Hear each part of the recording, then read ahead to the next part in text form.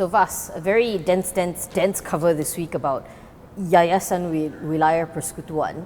And I mean, organizations like this, which are supposed to do charity but also sort of dabble in business, are all over the country. But let's rewind. What exactly is Yayasan Wilayah Persekutuan? Yayasan Wilayah Persekutuan, I think the ultimate goal is like all other yayasan, which is a charitable organization to help the needy.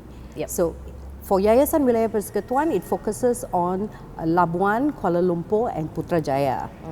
And they try to make money apart from donation to help the poor people. The hardcore poor, right? Yes. But these guys, they are, as far as I can tell, especially from the story that you and Kyrie wrote, was that there are some business aspects to it.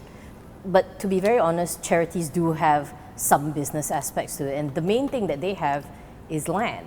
So we did some digging, and they own a lot of land or a little land, or I mean, what land is it that they own? Well, we found out that they own at least over about 30 acres of land. Whoa. And in which many of them are on joint venture basis, and they are building this.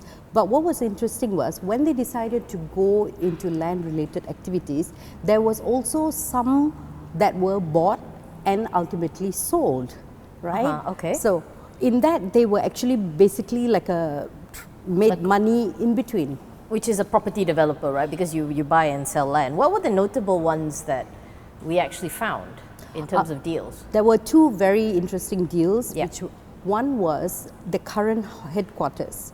They had purchased it from a former Federal Territory Minister, that was Raja Nongchik. Okay. However, we gave him an opportunity to respond to that, and he says it's an arm's length deal. Okay. Okay, and that nobody was involved. You know, the Willing buyer, willing seller. Yes. Okay. And similarly, another deal that we found was by Datuk Tan Kak Seng, and he seems to be doing a development in Jalan Imbi, and that land was also bought from DBKL and then sold at a higher price. So when we contacted Dato, he says that this land was not purchased by him, but that he bought the company that had bought the land. Okay. So, but it isn't clear who were the directors at that point. So yeah, okay. Or the owners. Okay, so a lot of like land deals that have been going on. In total, how many land deals took place in the past few recent years for Yayasan? That is not very clear, but it is interesting because Yayasan also owns land, bungalow lands. We don't know how they came about with the bungalow lands, and during the interview they were not able to say how they came about these lands as well. And they have rented out a parcel also to a coffee chain. So there are these little things, these little things for businesses. But of course, the one question you and I always have is, should charities even be doing this kind of business? By rights, charities get money from donors, maybe the government. But their donors, it's not so clear. We found something interesting about their donors, right? Yes. So recently it was revealed since 2016 who the donors were and how much they had contributed. So we found out that there were a total of 8 donors who had contributed just over 10 million ringgit in donation. But it was also interesting to note there were no more donors in 2017, 2018. We don't know, was it because they already had property development which helped them bring in a lot of the revenue, because prior to that they were doing things like parking billboards. and billboards, which did not bring as much revenue.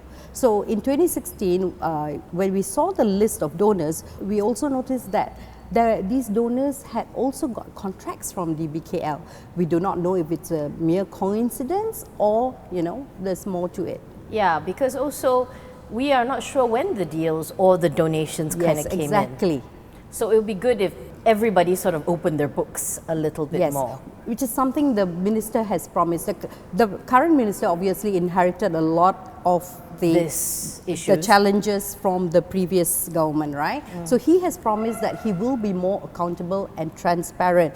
And true enough, the YWP, after we wrote the article, has reached out and said, look, we will still provide you with answers, and whatever that were not answered in this, they will come back to us. For more on the stories, pick up a copy of The Edge Weekly at all good newsstands.